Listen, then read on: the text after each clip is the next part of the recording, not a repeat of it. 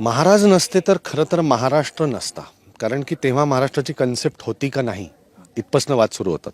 पण महाराष्ट्र प्रदेश होता आणि त्यांनी मराठा या शब्दाची पण मला जी काय वाटली की भगव्याखाली लढणारा प्रत्येक जण हा मराठा आहे. कारण आत्तासुद्धा दक्षिणेत काम करताना सुद्धा त्यांना मराठा आर्टिस्ट असं म्हणतात, त्यांना मराठी नाही म्हणतायत. ओके, सो आपला प्रांत जो आहे ना तो महाराष्ट्र मराठ्यांचा प्रांत आहे. सो आपण नसतो, जर महाराज नसते तर महाराष्ट्रच नसतं. त्यामुळे आपण कुठे असतो ते इमॅजिनच करा म्हणजे तुम्ही, किंवा कल्पनाशक्ती जेवढी दौडवाल तेवढा तुम्हाला स्कोप आहे.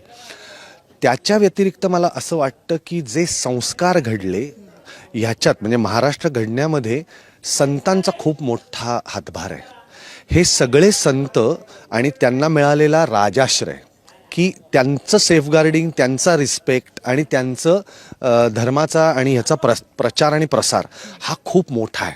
आणि ह्याच्यासाठी महाराजांना पुन्हा एकदा आपण क्रेडिट देतो की या सगळ्या लोकांच्याकडे ते जाऊन त्यांच्याकडनं गोष्टी घेऊन त्यांना लोकांपर्यंत पोचवून त्यांनी काय काय काय काय काय काय गोष्टी केल्या त्याचं यथोचित त्याचं सगळं गुणगान करणं हे मला असं वाटतं त्यांनी अजून एक केलं.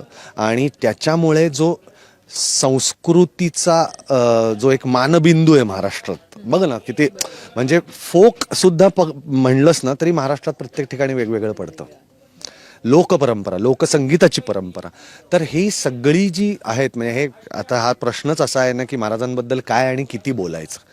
ज्या माणसांनी त्या काळी शेतं कशी राखायची, वन म्हणजे फॉरेस्ट कसं राखायचं, किंवा त्या काळी सुद्धा त्यांनी असं केलं होतं की तुझ्याकडे शेत जमीन आहे, काय नाही आहे तुला, बैलजोडी पाहिजे, ठीक आपल्या याच्यातनं द्या, सरकारी कोट्यातनं द्या, तुझी वापरून झाली की परत करायची. त्या काळी हे एवढं विजन की कोणाकडे काय कमी आहे.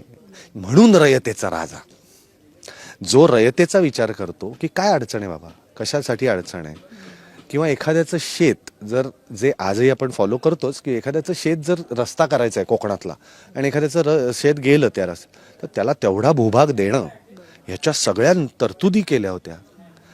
पाणी कसं वाचवायचं, किंवा जखमांवरती सुद्धा, हे लोकांना कदाचित आत्ता माहिती नसेल पण मी वाचलंय कुठेतरी की कुजलेल्या तुपाच्या विहिरी असायच्या, कुजलेल्या तुपाच्या. It's a very good antiseptic which hills the wounds.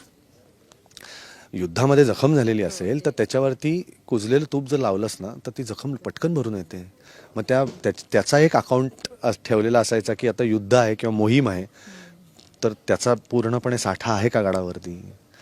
प्रचंड प्लॅनिंग, अष्टावधानी, हे जे काही त्यांच्याबद्दल लिहिलंय ना की सगळीकडे लक्ष, फक्त एकाच दृष्टीने नाही.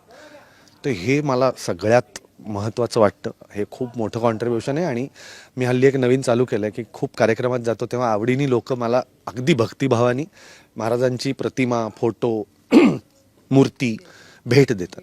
त्या मी कधी म्हणजे सगळ्या घरी नेऊन मी ठेवतो. पण एखादं लहान मूल जे माझं फॅन असेल भेटायला आलं तर मी हल्ली नवीन सुरू केलं आहे की तो आला की त्याला मी काहीतरी देतो. मध्ये एक फिनलंडवरनं एक मुलगा आला होता मला भेटायला आणि त्यांनी तिथे -30°C मुदगल बनवली, ते लाकूड आणून, आणि मी त्याला मावळी पगडी दिली. काय खुश झाला तो. तेव्हापासून मी ठरवलं की आता असं करायचं, कोणी आलं की मी महाराजांची मूर्ती देतो. हा संस्कार होतो त्या लहान मुलाचा. म्हणलं पूजा करायची ना रोज त्याची. हां, डोंट फॉरगेट. महाराष्ट्रात राहणाऱ्या प्रत्येक माणसाने कधीही विसरू नये की आपण आहोत तो त्यांच्यामुळे आहोत. त्यामुळे प्रत्येक मराठी घरात महाराजांची मूर्ती, प्रतिमा, काहीतरी हवं आणि ते असलंच पाहिजे.